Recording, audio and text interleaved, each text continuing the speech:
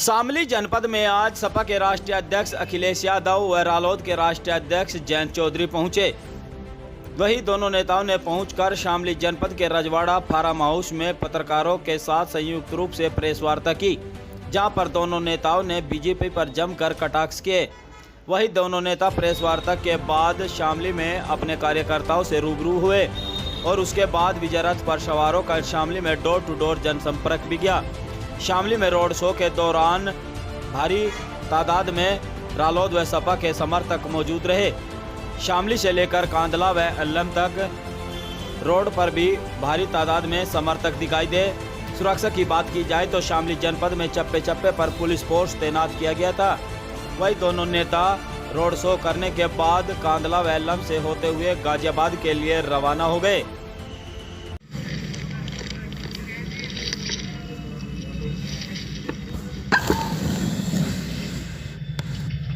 सभी वरिष्ठ पत्रकारों को नमस्कार।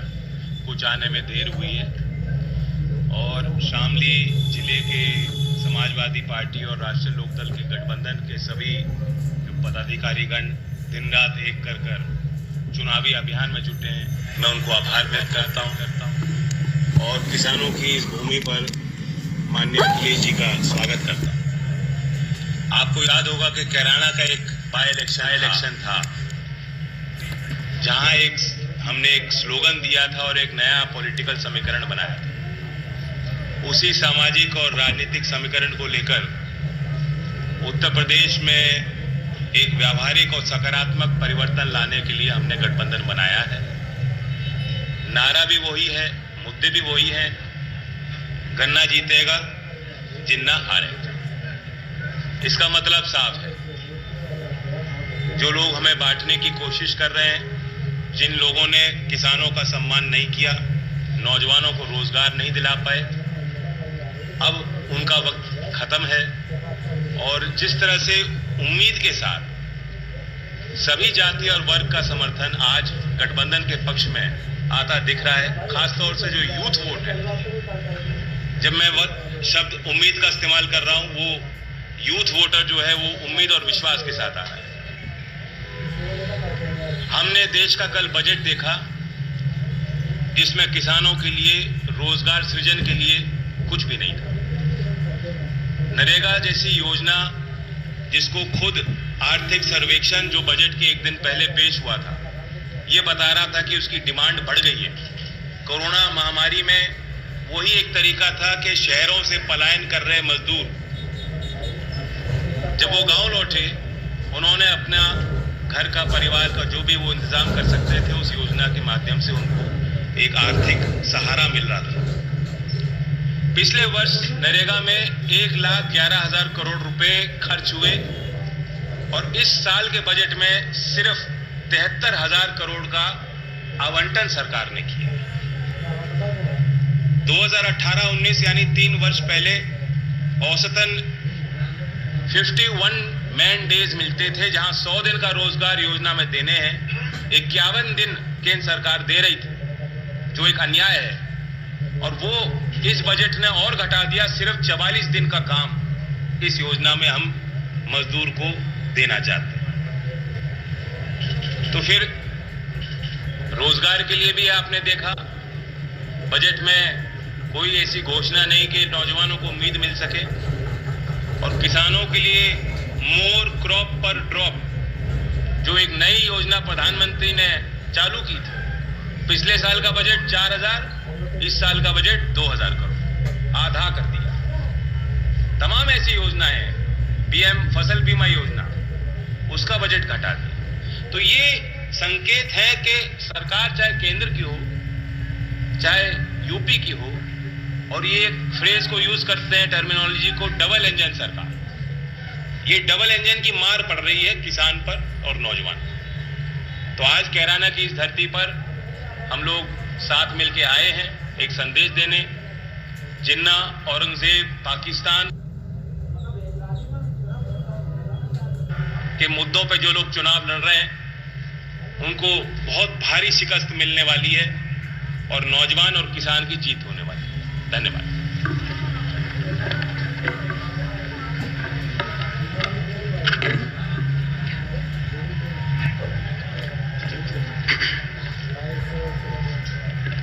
साथ प्रेस में जयंत चौधरी जी और दोनों दलों के जिलाध्यक्ष, आरएलडी के जिलाध्यक्ष मुकेश सैनी जी, समाजवादी पार्टी के जिलाध्यक्ष अशोक और हमारे साथ तीनों प्रत्याशी जो गठबंधन के वो मौजूद हैं। मैं सबसे पहले यहाँ के तमाम स्वतंत्रता सेनानी जिनके संघर्षों से और जिनको आज भी हम लोग याद करते हैं, मैं उनको प्रणाम करता हूँ।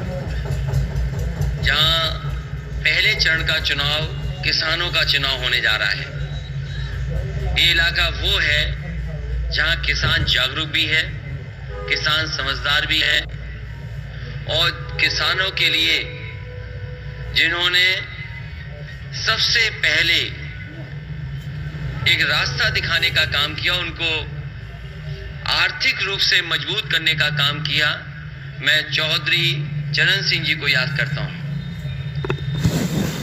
उनका लगातार अपने जीवन में जो प्रयास रहा, उनका लगातार जो संघर्ष रहा, उससे आज किसान जागरूक है।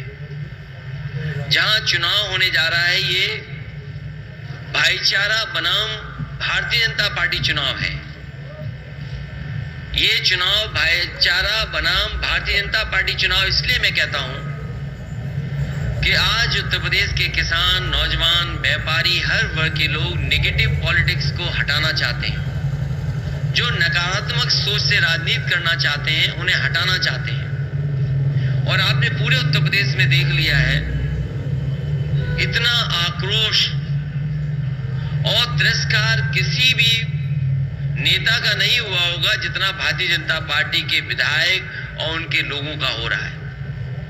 जहां जहां से आप जानकारी करेंगे, वहां खबरें आ रही हैं कि भारतीय जनता पार्टी के नेता जिन गांव में जा रहे हैं, वहां जनता आक्रोश में है और कई जगह इनके विधायक, इनके नेताओं को तिरस्कार का सामना करना पड़ रहा है। कल ही देश का बजट आया, कहते हैं अमृत काल का बजट है, अमृत बजट है। तो पिछले जितने भी बजट थे वो क्या जहर थे? ये भारतीय जनता पार्टी के लोग सोचते हैं कि हम शब्दों के खिलवाड़ से लोगों को भ्रमित कर सकते हैं। अमृत काल का बजट, अमृत बजट कहना, पिछले जो भी बजट थे वो जहर समान थे क्या? और अगर हम सही मायने में देखें तो भारतीय जनता पार्टी भी देखिए क्या है, गरीबों के लिए हीरे सस्ते किए हैं, चप्पल जूते सस्ते किए हैं। कितने गरीब को लाभ होगा हीरा अगर सस्ता हो जाएगा तो? जूते चप्पल सस्ते किए। और सच तो ये है कि रोजगार को लेकर के और अपनी परेशानी को लेकर के लोगों के जूते घिस गए। एक भी परेशानी का ये निराकरण नहीं कर पाए हैं। इसलिए जहां Bharatiya Janata party negative politics कर रही, नकारात्मक राजनीति कर रही है, गठबंधन भाईचारा को लेकर के आगे बढ़ेगा। मुझे खुशी है कि शामली में भाईचारा का स्तंभ बनेगा। तीनों के तीनों प्रत्याशी गठबंधन की ऐतिहासिक जीत करके जाएंगे। हम भरोसा दिलाना चाहते हैं जनता को, जो समाजवादी पार्टी और गठबंधन ने वादे किए, उन वादों को पूरा करेंगे। सबसे बड़ा यहाँ के कर्मचारियों की मांग हमेशा रही कि ओल्ड पेंशन बहाल हो। मैं अपने कर्मचारी संगठनों को और कर्मचारियों को भरोसा दिलाता हूँ कि पुरानी पेंशन बहाल होगी। वहीं घरेलू बिजली के लिए 300 यूनिट और सिंचाई पहले की तरह किसानों को मुफ्त होगी। ये सरकार ऐसी है जो खाद नहीं दे पाई, अभी भी चीनी मिलों का भुगतान नहीं कर पाई। और जहाँ पर बिजली उत्पादन बढ़ाना चाहिए था, भारतीय जनता पार्टी ने केवल बिजली महंगी की है। जिसके पास भी बिजली का बिल आता होगा, उसे जरूर बिल देख करके करंट लगता होगा। हम दोनों लोग, गठबंधन के लोग, एक उम्मीद के साथ जनता के बीच में आए हैं। उम्मीद और डर का चुनाव भी है। भारतीय जनता पार्टी के लोग डरा करके चुनाव लड़ना चाहते हैं। मैं आने वाले समय में भरोसा दिलाता हूं कि जिस तरीके से 100 नंबर जो अब 112 हो गई है, पहले तय था कि हर 8 किलोमीटर पे एक गाड़ी होगी या 12 किलोमीटर के बीच में गाड़ी होगी। अगर कानून व्यवस्था को, ठोस कानून व्यवस्था मजबूत करने के लिए अगर गाड़ियों को बढ़ाना भी पड़ेगा और फोर्स को बढ़ाना पड़ेगा, तो समाजवादी सरकार में फोर्स बढ़ेगी। अभी तो पुलिस को जो इंतजाम किया था कि 15 मिनट में पहुंच जाए, 20 मिनट में पहुंच जाए, लेकिन जब गाड़ियां दुगनी हो जाएंगी तो मैं समझता हूं पुलिस का रिस्पांस सिस्टम जो बनाया था समाजवादियों ने, वो कम समय में मदद के लिए पहुंच जाएगा और जो भी कानून व्यवस्था के साथ खिलवाड़ करेगा उसके ऊपर सख्त से कार्रवाई होगी। मैं ये भरोसा देता हूं। इन्हीं शब्दों के साथ मैं एक बार फिर शामली की जनता से और आसपास के हमारे जितने भी पहले चरण के चुनाव हैं, मैं अपील करता हूं अपने प्रेस के साथियों के माध्यम से कि एक एक प्रत्याशी को जिताने का काम करें। लगातार हम लोग जा करके अपील कर रहे हैं कि जिताएं। यहाँ के इस गठबंधन और समाजवादी पार्टी के जो प्रत्याशी हैं प्रसन्न चौधरी जी, मैं उनके समर्थन में आपसे अपील करता हूं उनकी मदद करें। दूसरे प्रत्याशी अशरफ अली हैं, मैं उनके लिए भी सहयोग चाहता हूं, समर्थन चाहता हूं। तीसरे नाहिद की और समाजवादी पार्टी की इकरा हसन बैठी हैं, मैं समाजवादी पार्टी के प्रत्याशी उनके समर्थन में भी और उनके सहयोग में भी आप सबसे अपील करता हूं।